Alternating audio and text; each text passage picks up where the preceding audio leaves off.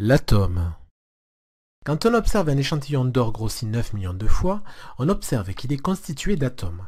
Le mot atome vient du grec atomos, qui signifie insécable, qui ne peut pas être coupé. Mais contrairement à ce que suggère son étymologie, un atome est lui-même constitué de particules. Prenons l'exemple d'un atome de carbone pour décrire sa structure. Un atome est composé d'un noyau entouré d'électrons en mouvement désordonné qui constitue le nuage électronique. Un atome est donc constitué d'un noyau et d'électrons. Commençons par détailler la composition du noyau.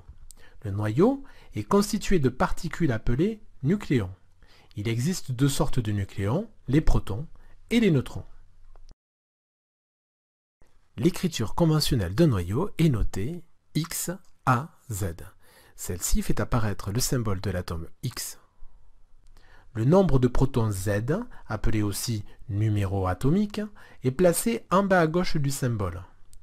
Grand A désigne le nombre de protons plus le nombre de neutrons, c'est-à-dire le nombre de nucléons. Il est placé en haut à gauche du symbole.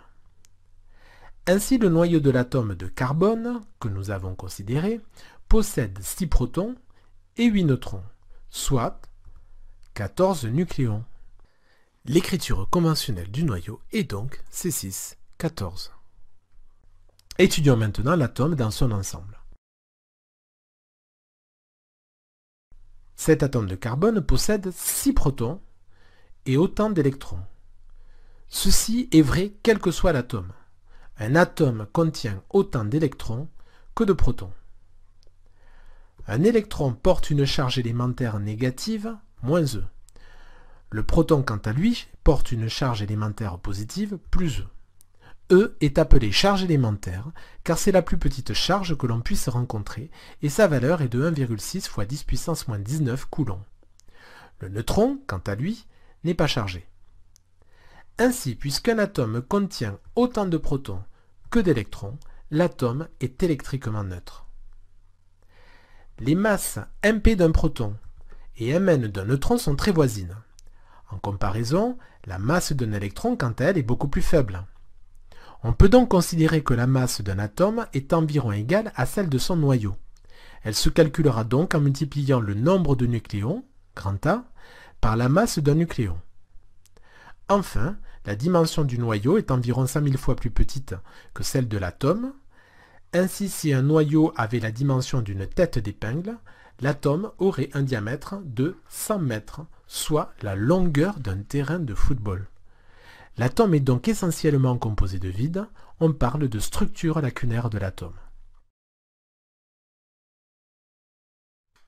Retenons donc que l'atome est constitué d'un noyau, dont l'écriture conventionnelle est XAZ, et d'un nuage électronique. Le nuage électronique est constitué de Z électrons, et le noyau est constitué de Z protons et A-Z neutrons, soit A nucléons. Les neutrons ne sont pas chargés, les électrons portent une charge élémentaire négative moins E, les protons portent une charge élémentaire positive plus E, l'atome est donc électriquement neutre. La masse du proton est à peu près égale à celle du neutron. Ainsi, la masse du noyau est égale à grand A fois la masse d'un nucléon. Quant à la masse d'un électron, elle est négligeable devant celle d'un nucléon. Ainsi, la masse d'un atome est à peu près égale à celle d'un noyau. Enfin, l'atome est essentiellement constitué de vide. On parle de structure lacunaire.